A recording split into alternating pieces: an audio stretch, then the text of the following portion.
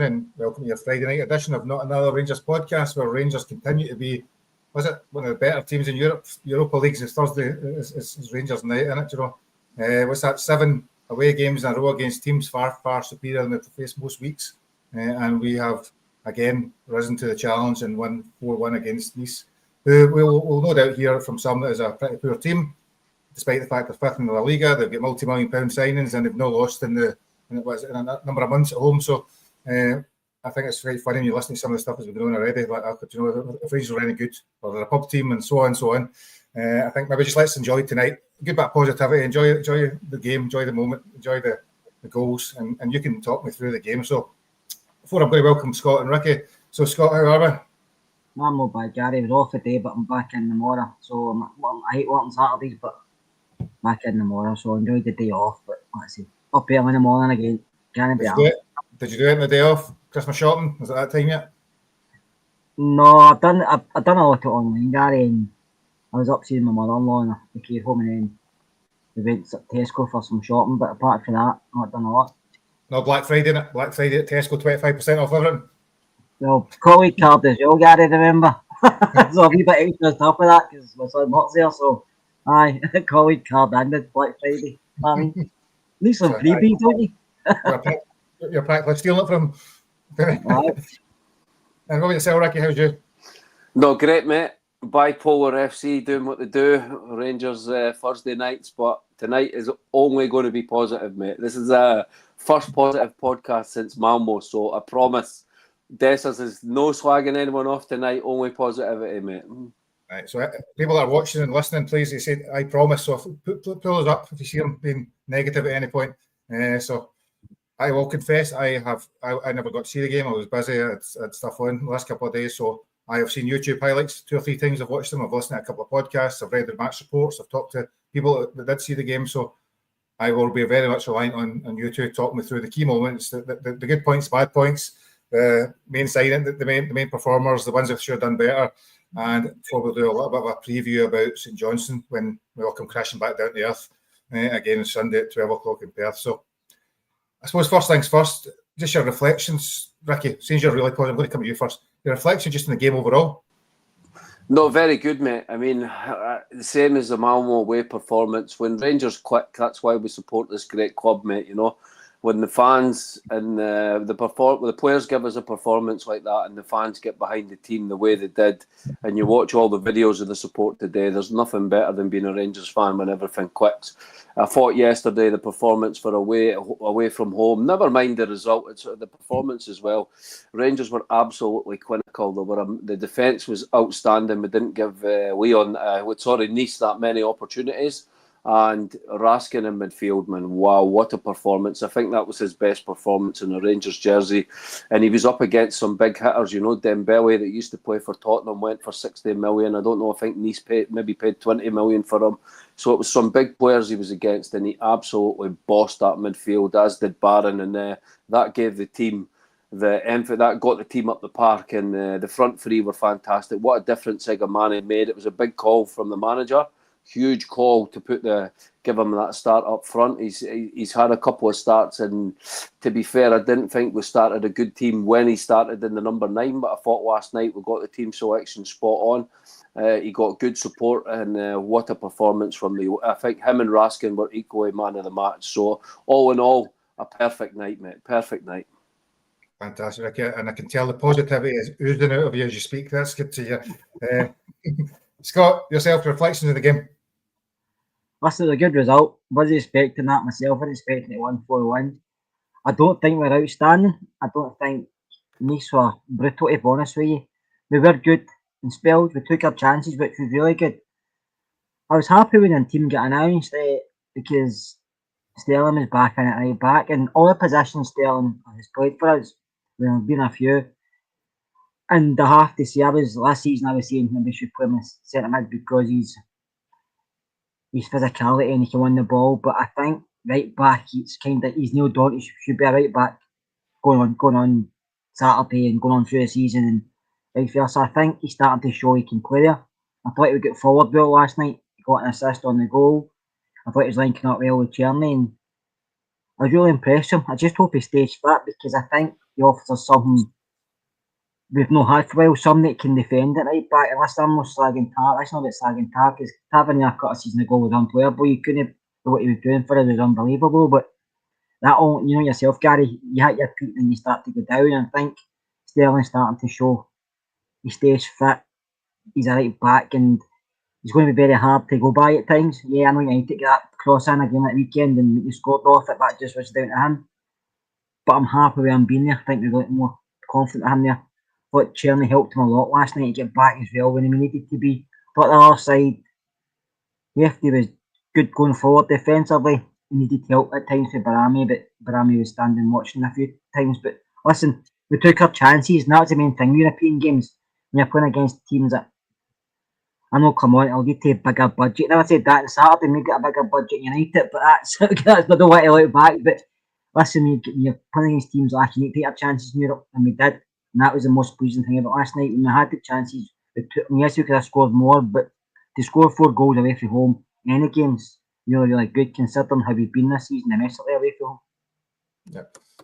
So the team lineup comes out, and we have guys that the only real change from the Dundee United game was that Igmane, or whatever how you say his name, was in for Dessers. Now, that was all the change, obviously after a very disappointing performance. It was a bit of a shock. I mean, I think if you are looking at the team, you're assuming that Dessers, and to be fair, and people will be critical, in Europe he's been reasonably in terms of goals and over the last couple of games, so you would have thought that it would have been up there with his experience, etc. So it was a big call for the manager. Ricky, what was your thoughts when that came out, that one change?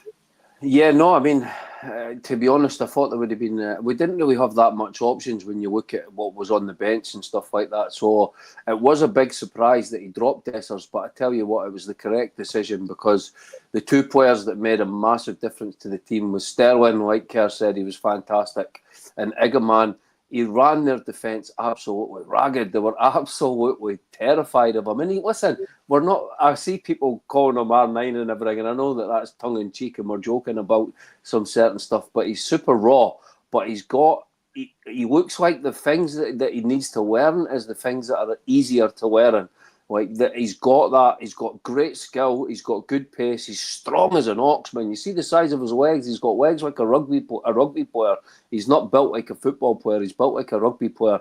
And Clement says they've been working really hard. He actually said after the game that the reason he picked him last night was he's been absolutely fantastic in training the last 3 weeks. And I know managers come out with these things, but he says that he's seen a big difference in him and he was starting to build more confidence. So the thing is, a big question, would you start him on... I know I'm not moving forward. It'll be interesting to see if he does start him on Sunday against St Johnston, because in one way you need to keep his confidence going, but Danilo's also chomping at the bit, so it'll be very interesting to see. And I'm not jumping ahead before you attack me. I'm just pointing out it will be interesting to see what goes on in Perth at the weekend. But it was the right decision from the manager. 2 goals, mate, man of the match. He brought other players into play, held the ball up. You can't ask for much more from your striker. Yeah, not ideal. I'm going to just pick this question, Scott. And so do you think, because we'll come back to some of this, but do you think these were just really poor, which I think we're a bit harsh on them to say, or is it a turning point, or is it just that we're a far better team in Europe than we are domestically? I think the point Alexander's making is probably every point he makes, you can probably say that's correct, because Leeds weren't great, as I alluded to earlier.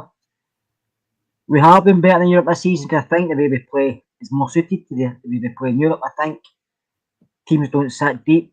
Teams give us a chance to play against them, and we took our chances last night. But listen, we've had many false dawns this season, so it wouldn't... if it happened again, I'm not going to say it wouldn't, because it's just one of these things Rangers are doing this season. You've seen it last night. You've seen it a lot of times when we played Malmo. We thought, is this going to improve the domestic performance? And never. And then we went away in Europe and not been beat for a while, and we come back and we draw with Dundee United, or we get beat at Rugby Park. And I don't know what it is. I think maybe come on, like a lot of managers that don't come from this country, I don't know Scottish football really well, even though he's been here a season. I know he says 4 months, but it is a season. It was about a year. But it's like Gio was right a wee bit the same. Gio was really, really good in Europe. we got a final right off a Geo, and we nearly won a trophy. But in the league, his tactics didn't really work for that because he couldn't switch how to play against teams that didn't want to come out and attack us, whereas in Europe they do. So I'm not going to say it's a turning point for manager because I still got a mind made up about manager, and it's not going to move until I see something on a more consistent basis. But last night's result, I give him a bit of credit for picking the team, but he still annoys me. We'll probably come back to that later on. Finish the positive there, Scott. So I suppose on that, and it is, you watch them in those European games. I think I said earlier on, we were talking 7 away games against really good teams like Real Betis and Sparta Prague. I also forget what one. Right through to Dynamo Kiev and Malmo and Olympiacos and now Nice. And I probably missed one there. But so really, decent sides, quality sides, and we look better than them in every one of those games. We've been the better side. And so there is obviously decent players there, Ricky. There's obviously, and I suppose that's the frustration if you're a Rangers fan, is you can see at times there's quality of player that doesn't necessarily translate itself in the domestic games. And we're always confused why. Yeah, well, I mean, last night it was because we made the changes that needed to be. I'm not going to be cheeky. I'm not going to be negative, but Tavernier's been done, mate.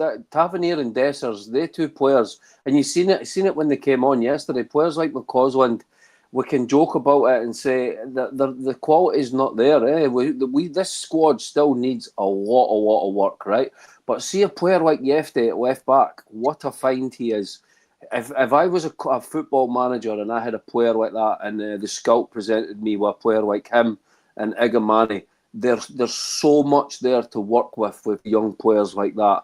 But you need to get them in the team and you need to get them flourishing. Yefte's had a run and he still needs coaching. Like you've seen some of his runs yesterday, like from a standing start, where these are fit players, and he's absolutely running from left back, skinning these players. And obviously he needs to work on his finishing, but that's all stuff he can work on, his final ball and stuff like that. The reason I don't think it's been working in Scotland, it's simple.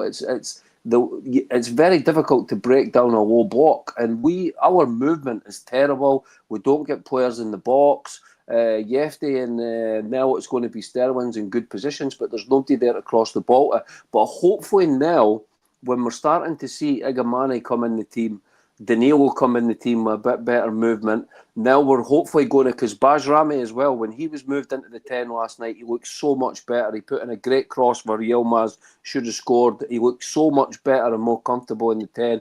We've got Cortez coming back. We've got Matondo. I know he's not great, but you put it in the group chat today. We're starting to add quality back into that squad. So even the players that have not been performing well, they need to perform now, mate. If they don't perform, Dessers is not going to play. Tavernier's not going to play. He's got no chance getting back into that team the way that Sterling's playing now. So that's a good thing. Now we've got a bit of competition and we've got quality back.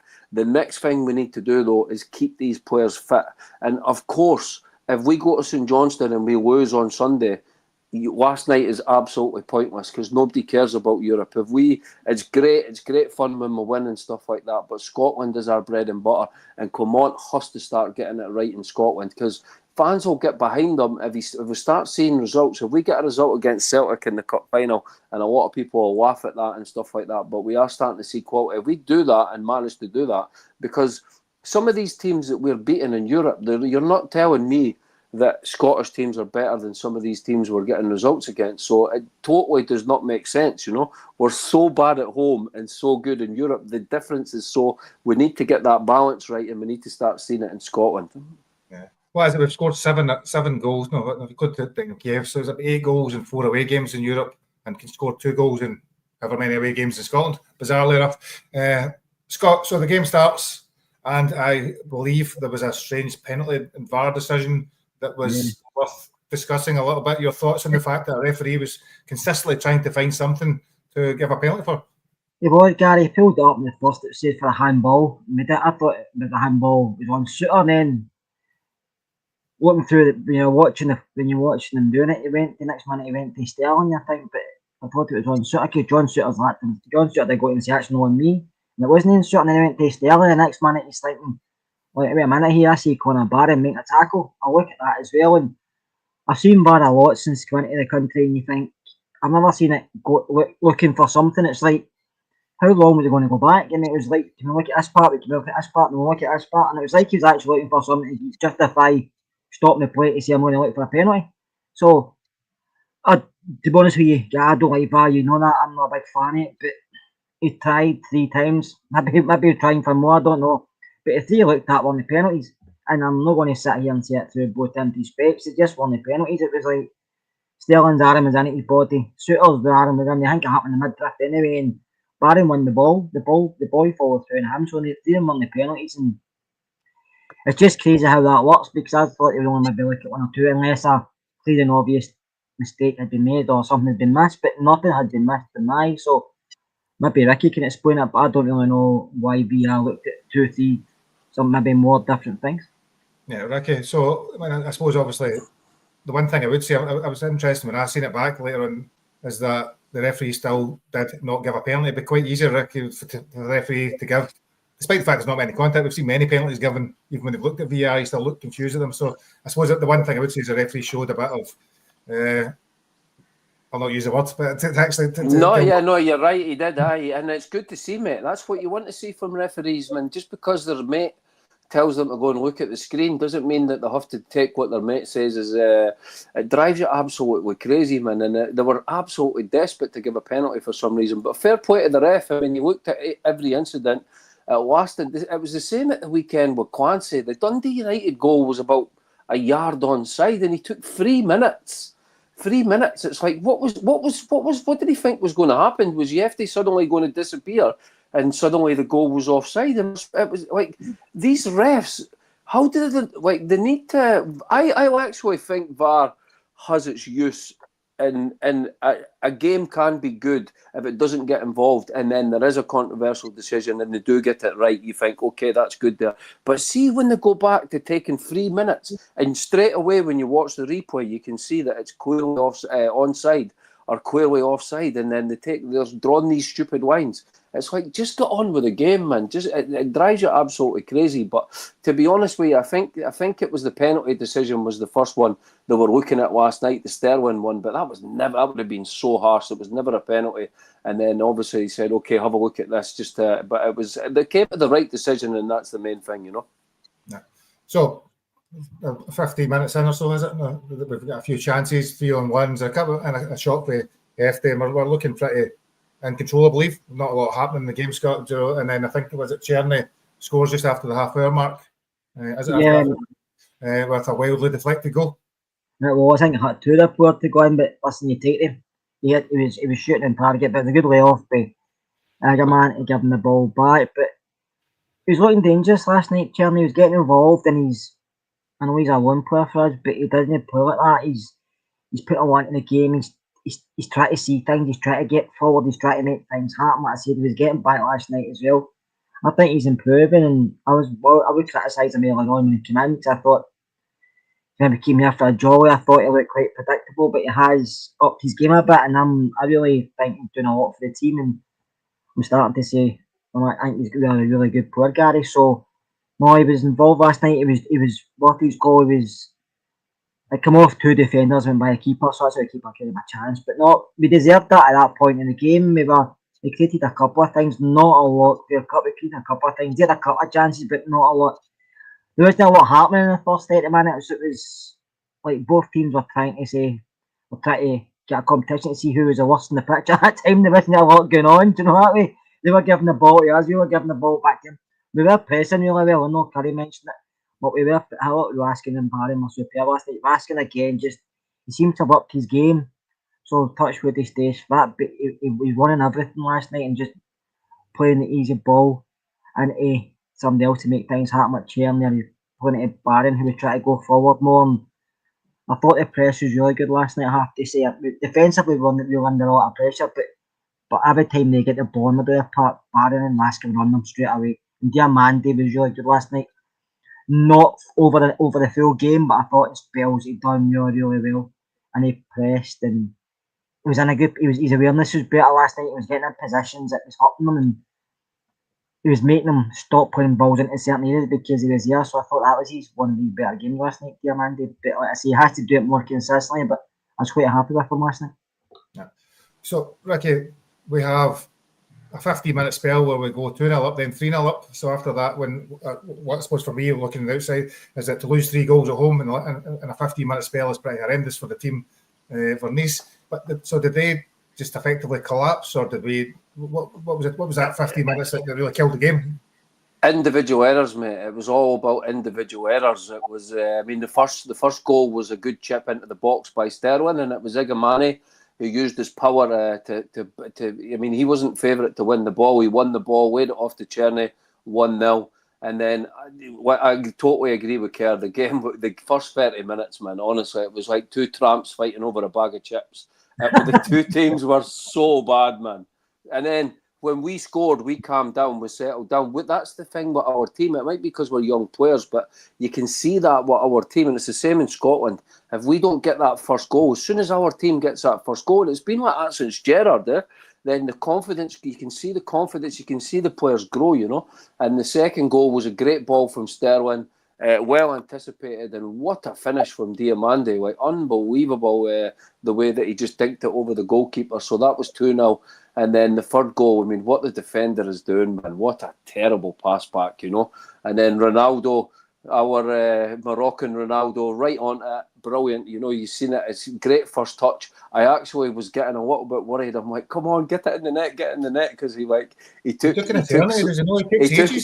He took an eternity, but he composed himself, and then he was never missing. But you were right, if he'd missed that, you'd have been like, oh, for Christ's sake, because he played. He wasn't perfect in the first half, but he gave us. He had a good performance, and he deserved that first goal for his first half performance. So brilliant to go in at half time 3-0 up. And one thing as well is, right, this is a Scottish thing that drives me crazy, man.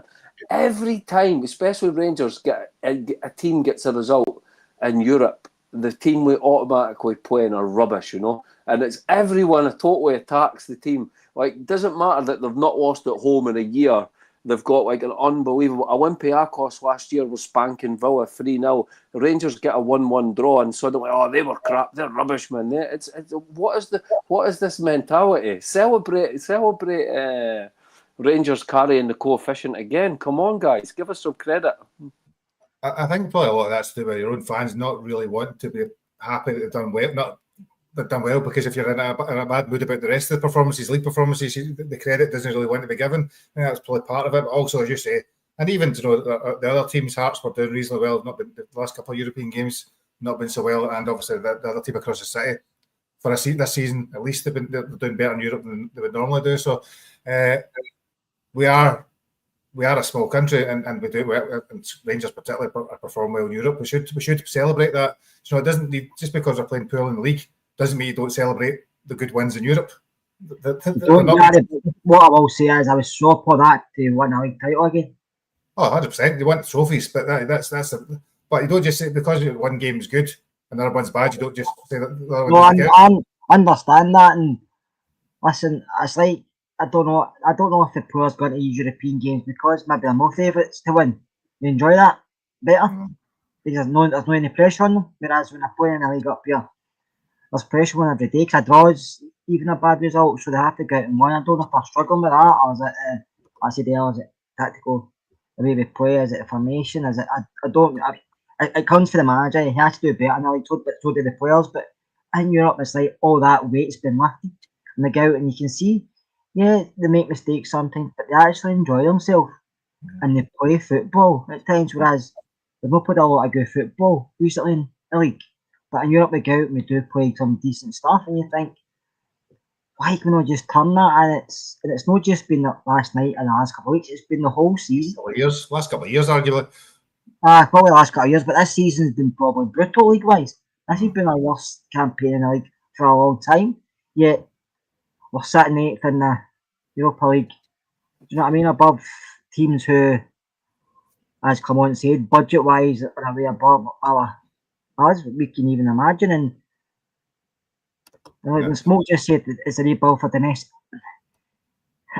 That's fine, but they still have to do better because you can't come out last night and say Nice's budget compared to ours is substantial, and this is a great result. Whereas our budget compared to Dundee United, Kilmarnock, St Dundee, all the rest of them is substantial. Yeah, we're struggling.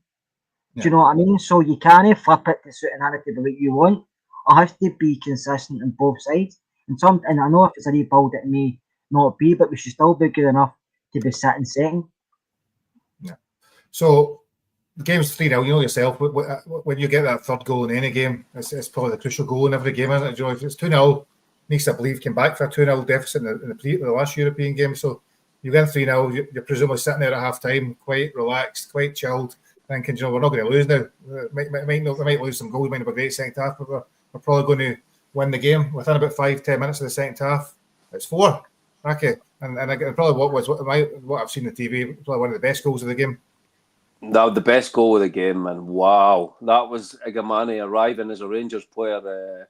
The nutmeg was sensational, and then although even the commentators are like, square it, there's 2 players there, calm as you like, just stroked it into the net, confident as anything, and that probably comes from his first goal. He probably went in just before half time. He's a young lad, he looked quite shy in the celebration. The guys were having to push him forward and that, so I think he's quite reserved, but his finish was unbelievable, right through the nutmeg was beautiful, and then the camera angle just to curl it right in the corner. And I tell you what, mate, after that we had some amount of chances. I mean, the first half we were 3-0 up, but we didn't really have any chances. There was that one breakaway, but the second half, the amount of chances we had after we went 4-0 up was we could have that could have been a 6 or 7, And you're not speaking about. I'm not even not. Well, maybe they chucked it. But I think we're very good on. I think we're a very good team on the break. We never get to show it, obviously, in Scotland because every single team plays a certain way against us. But I think we are very well suited, and we're very dangerous team on the break. And some of these chances from Yilmaz, and then a great ball from Tav for Dessers, how we missed that. But we could have came away with a 6-7-1 there, and Nice couldn't have complained.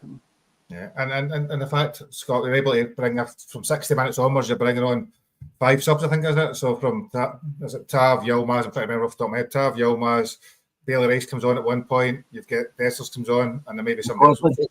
McCausland comes on as well. So you're able to make those changes, rest players, do the sort of stuff you want to do in any game. Gives you that little bit of, I suppose, using squad depth.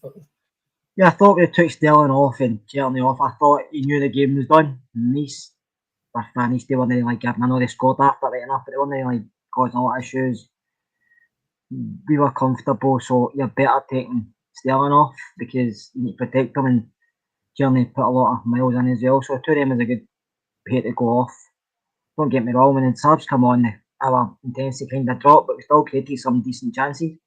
And it was good to see Bailey Rice get minutes. We've been all calling for that, and I was happy Clement brought him on. He probably could have made him on a wee bit earlier because the game was done, but he came on and done okay. He get booked right enough quite quickly on, didn't he?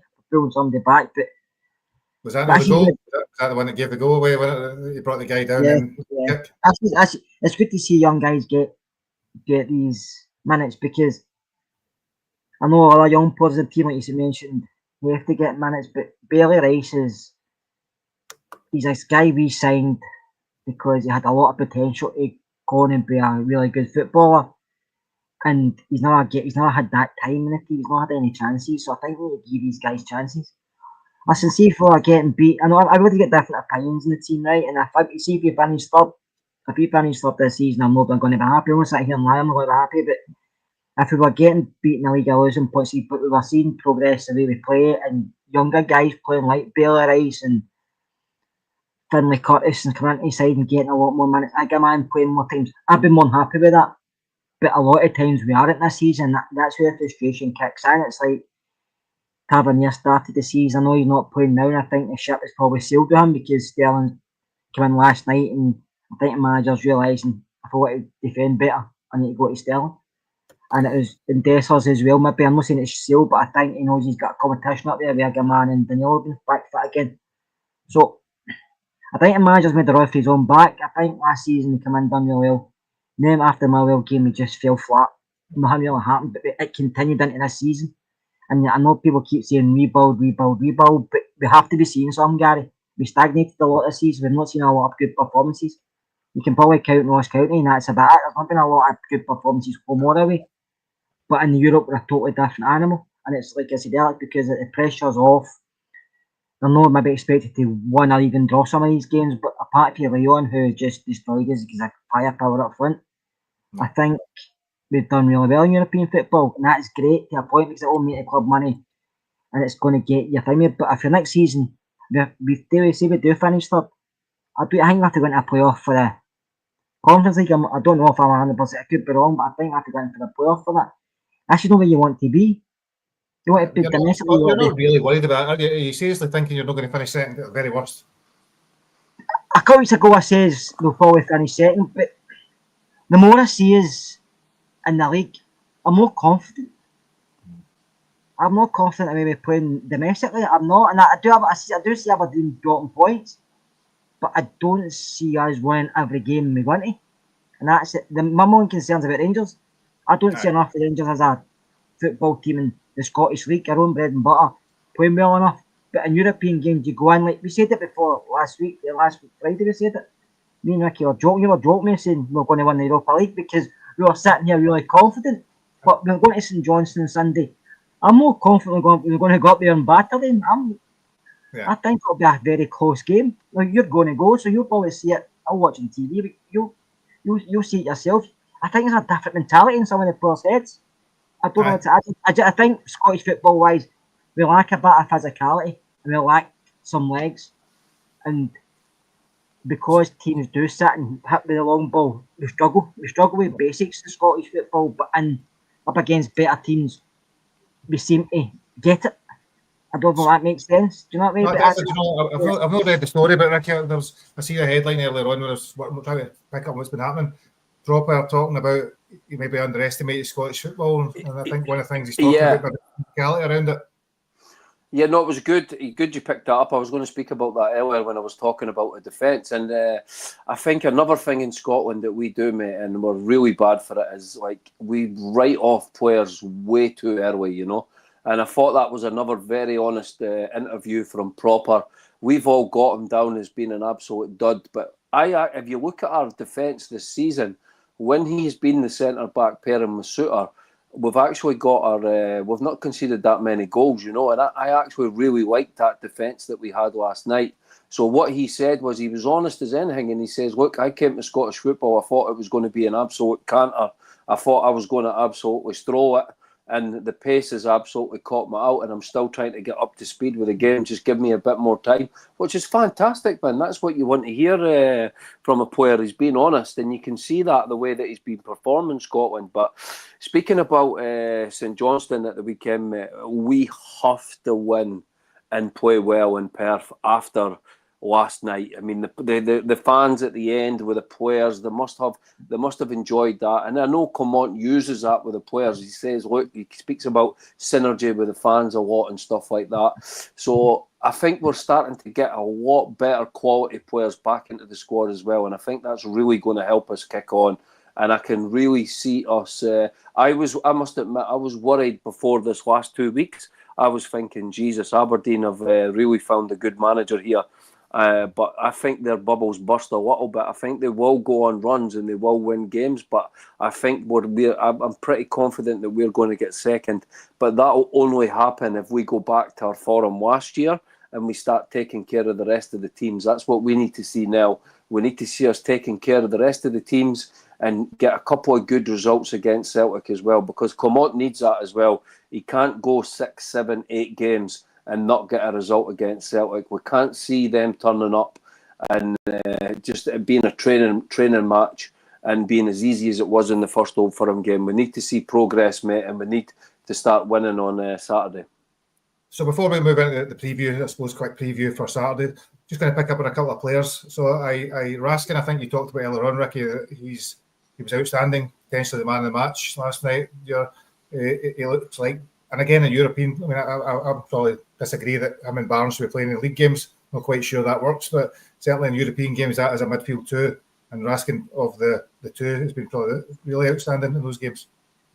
Yeah, that gives you something to build. That's what I was saying before. If you've got that back four and then you've got Barnes and Raskin, And I totally agree with what you just said there. See, when maybe St Johnston, you can sort of justify keeping them both in because you need to win the battle to start with before you start playing. But see, when we play Kilmarnock on Wednesday night, Barron and Raskin should not be starting that match in midfield together.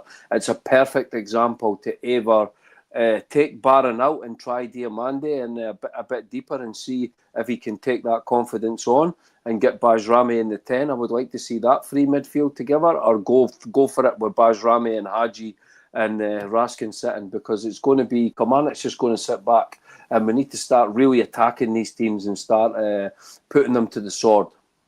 Yeah. Any other players, Scott, you want to pick out before we move on to start to talk about a few other things? No, I can mention Sterling. Thought Suter was good again last night. Well, we all know what John is. He's a big siege defender, and he throws himself in front of everything. He just likes to defend. Yeah, I thought Cherney, as I said, I alluded to again, I thought he played well last night.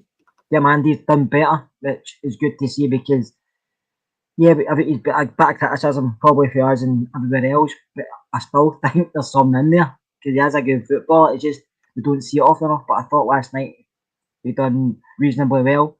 Igmane was superb last night, but I think, yeah, he get criticised after his last game started and get took off at half time. I think that could affect him, by the way, because the service he was getting last night was totally different from what he was getting the last home game he played.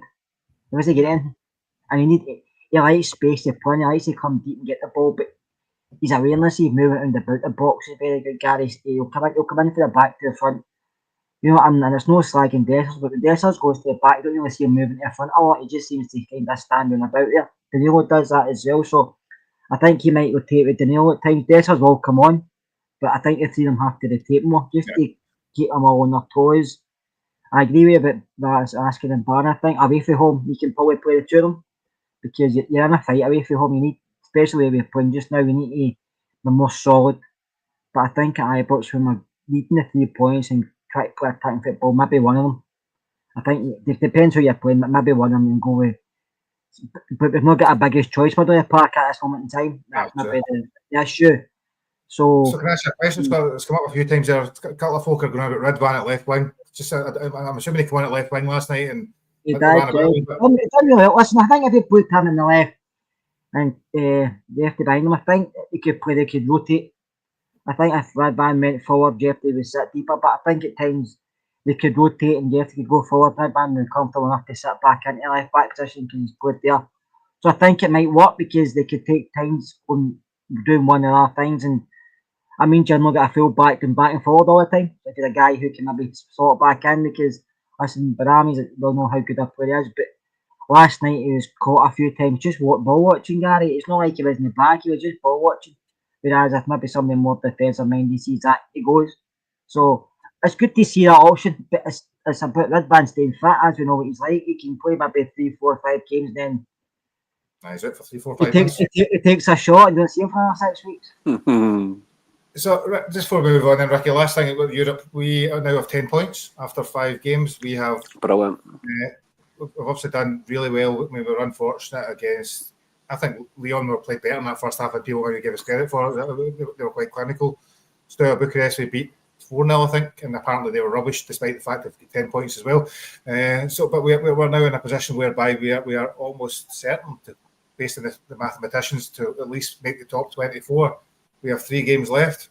Tottenham at home, Man United away, and Union Saint-Gilloise at home. So what should we be looking at to get? And hopefully then, and where do you think we will be finishing after Christmas? I think people are getting way too excited when it comes to Spurs and Man United. Like you're playing Man City and Liverpool, mate. I think Spurs they don't play their full team when they play in the Europa League. They've given some of the youngsters a try, and their manager's getting absolute pelters last night because they were like the Harlem Globetrotters again.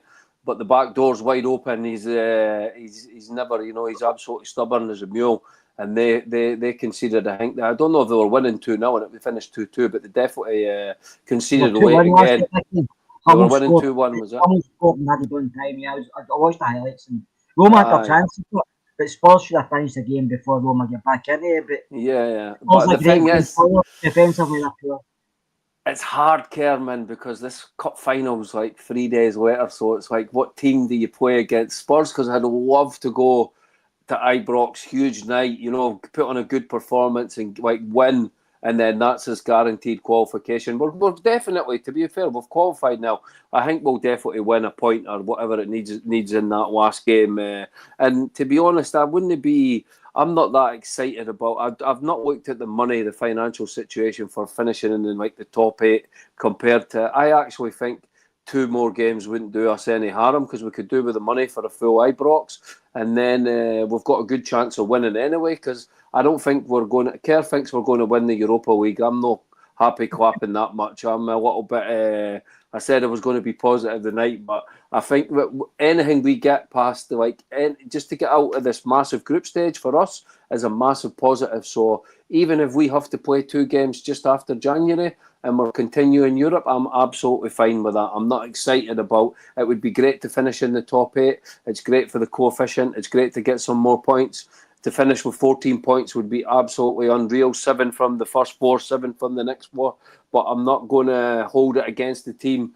If we get 3 more points and we qualify, then I'm absolutely happy, whether we'll have to play more games or we don't, mate. So for me, either way, I'm happy. And I think we've qualified now anyway. There's no way we've no...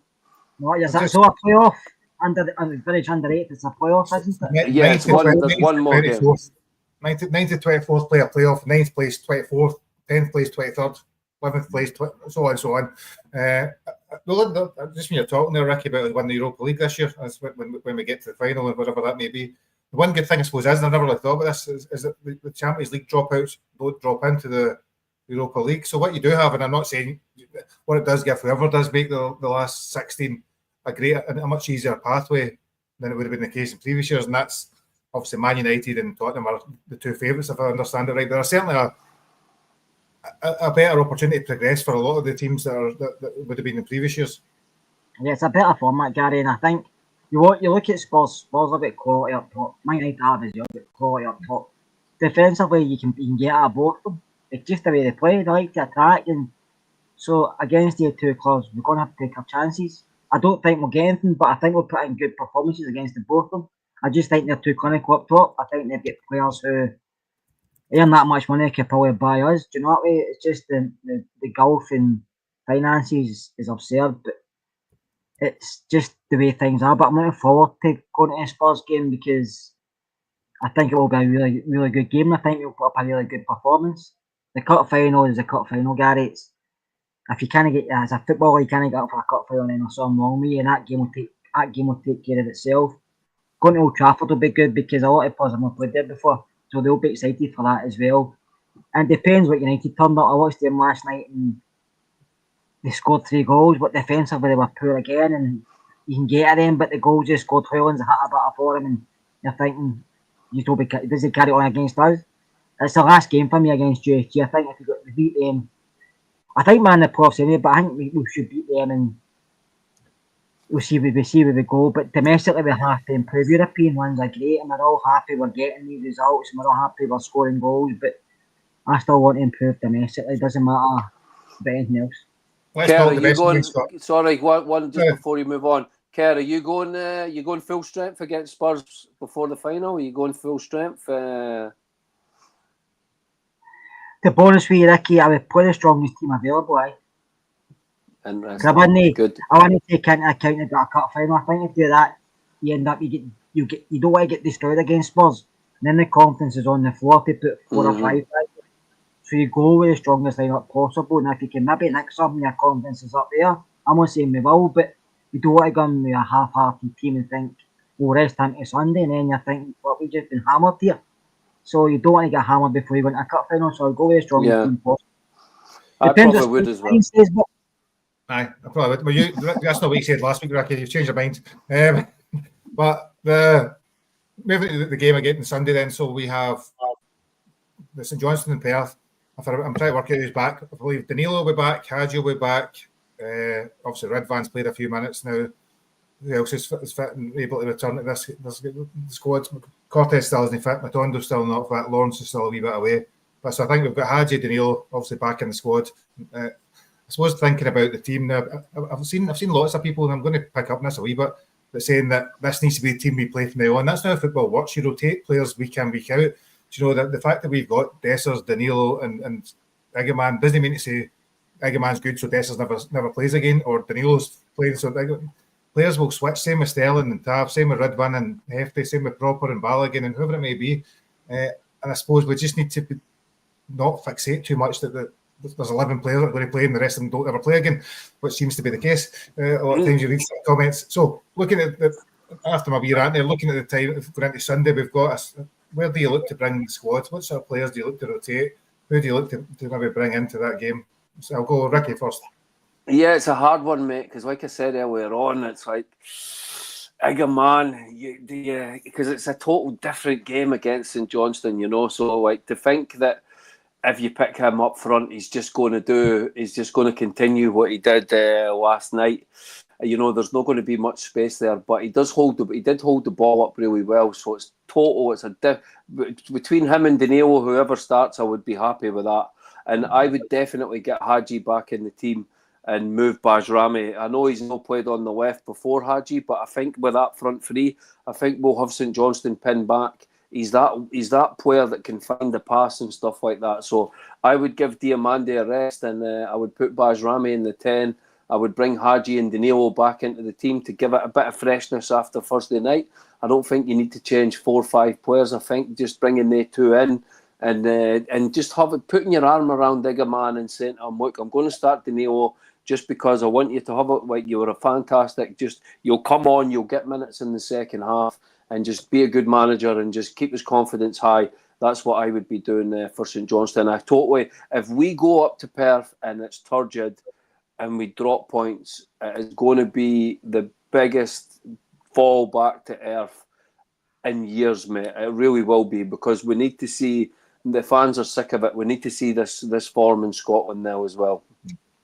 So, yeah, and my personal view, for what matters, I'm posting some of the specific view, but my personal view is that Igmane shouldn't start Sunday. I wouldn't start him personally. I think it's a different type of game. As Scott said earlier on, we watched him starting a game at Ibrox a couple of weeks ago, and what he's good at is drifting out around the park and moving about. He's not a focal point necessarily, and that works in a European game, particularly in a away one when you're actually moving about. I'm not sure it works the same way in a horrible pitch in Perth on a Sunday at 12 o'clock. Scott, I don't know what your thoughts are on the team and who might come in and out on Sunday. I bring back Balogun and drop Proper. I think Proper struggles domestically. I think against somebody physical and just pacey, he doesn't get it yet, and he's kind of admitted that himself. So you bring in Balogun, a bit more pace, a bit more know-how of the Scottish game, because St Johnston's going to do what they do. They're going to hit the long balls, diagonal balls into corners, and for strikers to chase. So we need somebody a wee bit of pace, and Balogun gives you that. I would keep the 2 full-backs the same. I would keep demanding team. I would keep everybody the same, apart from I would bring in Balogun for Proper and go with the same. I'd keep Igmane, and I think dropping him just now, or even resting him just now, might give a young guy a bit of, I'm not saying a drop of confidence, but I might say to himself, why? I just got 2 goals and set one up when you're kicking me out. Let him right on Saturday, Sunday. You maybe have 2 strikers on the bench that could come on if it needed to be. So I would keep him up there, because he has started to perform well. He was linking up well with Diamande. He was moving for Cherney was good. So I would just bring in Balogun to protect defensively. Middle to front, I thought we were decent in spells last night, and I would go with that same lineup.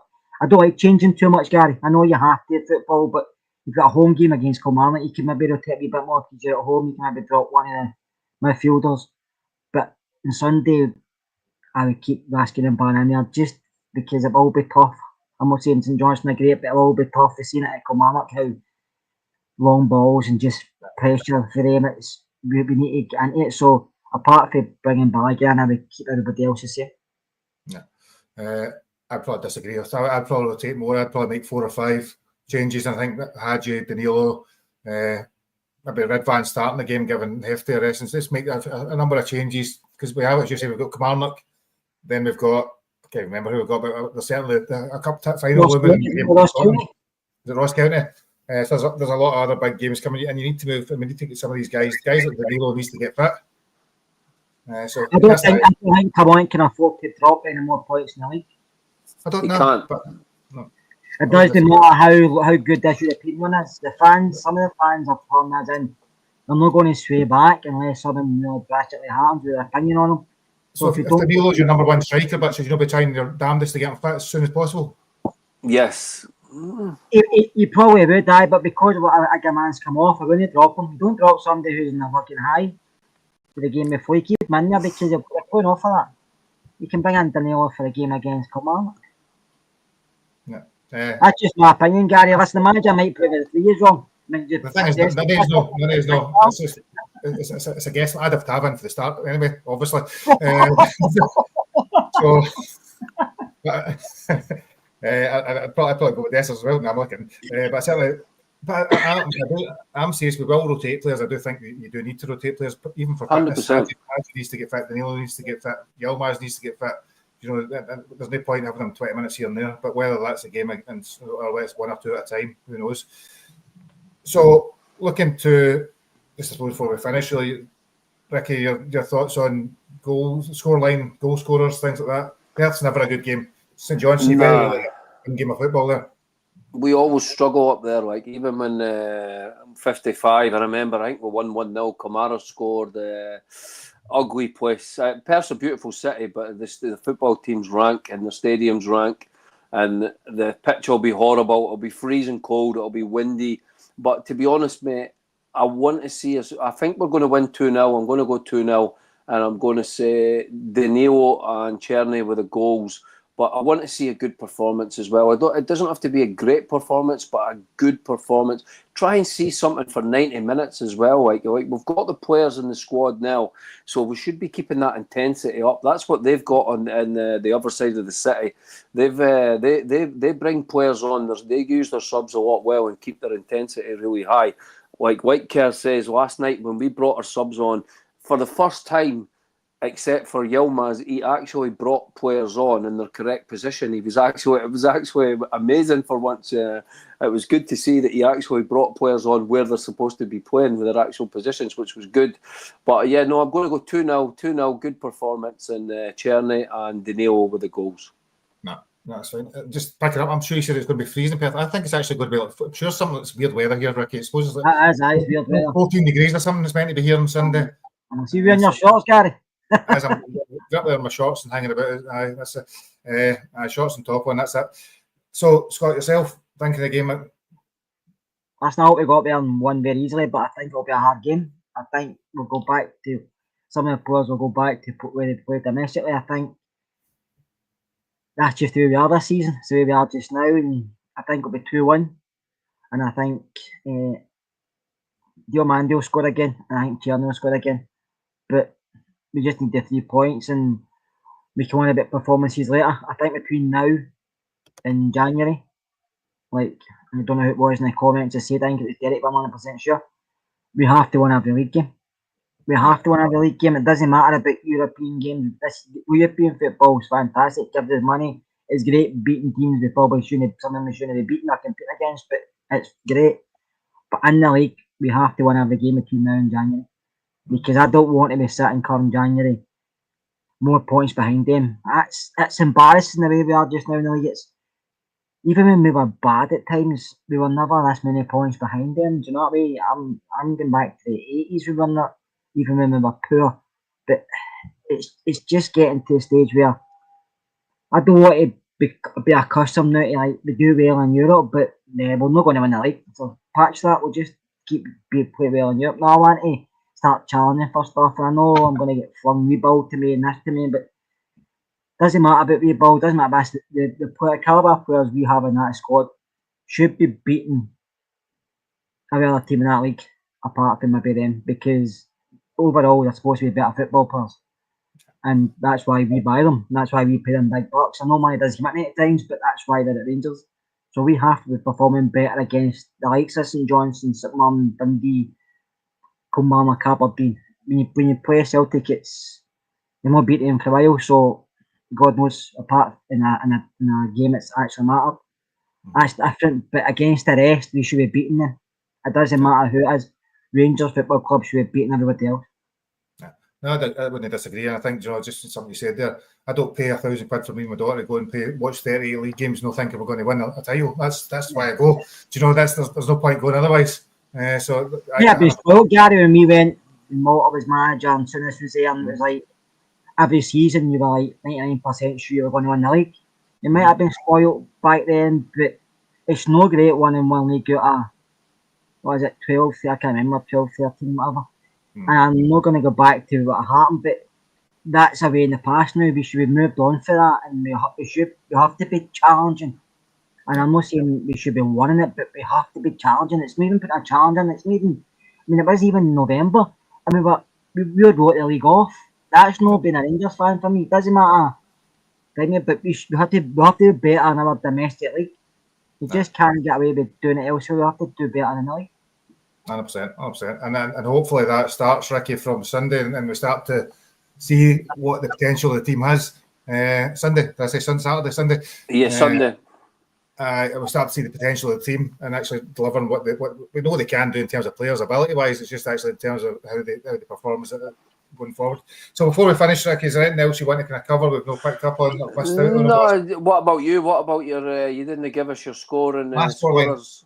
Do you know, I was at the game last year at Perth, and it was we were all saying we were going to win the league. So it went before it went horribly wrong a few weeks later, and I think Diamandi scored, if I remember rightly. His first game, was that his first game? I think it was his first game on his debut. Nice, and it was a terrible game of football, horrible game of football. So that's probably, I was probably scared thinking of that, and I think it's probably going to not be a very good game. I don't think they'll score, so I think it's going to be probably 2-0, quite turgid. A goal in the first half, then a late goal just to finish it off.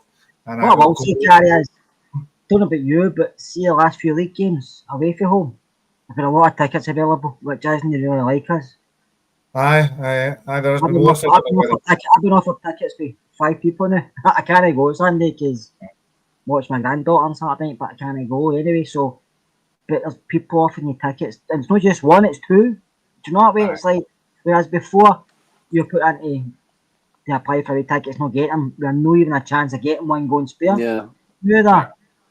And that's no great to see either.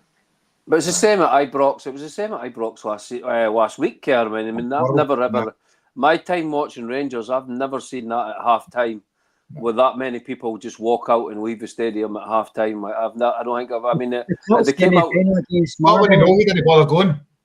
They came out for the second half, and it's like, where's all the fans? What's going on here? You know. See the cup semi-final tomorrow. I don't know if you think, Gary, but the guys who decide to like pack of cards, we just got a ticket. I know. I don't know if I got a ticket for the game against the cup final today. So I've got that. No, on the West Stand. I just got that. Anyway, so we're coming to the end, and obviously it's been a good night last night. Really good night. It's great when you're looking back over a really positive performance, and hence the reason we'll talk a little bit about the game on Sunday. We will be back on Monday night, whereby hopefully we are talking about something with good goals, good excitement, some nice performances, and not literally either a depressing game where we maybe scraped a win, or even worse, God forbid, we're further behind and it's actually a worse result, and Scott's on the full rant saying get him out again. That rant's never changed. I'm not back on the bandwagon yet. I'm miles behind. I've jumped off. So we'll wrap it up there. That's an hour done, and hopefully, like I say, we'll have a good result on Sunday, and we'll have something enjoyable to talk about Monday night. So from us, and I should have said many times, and I haven't, hopefully you've been busy doing it. Like and subscribe and share, please, as you were doing that. I did forget that. And thank you for tuning in. Thank you for watching, and all the comments down the side. We do appreciate it. It gives us something to get involved in the chat. And have a good weekend, and we'll see you on Monday night.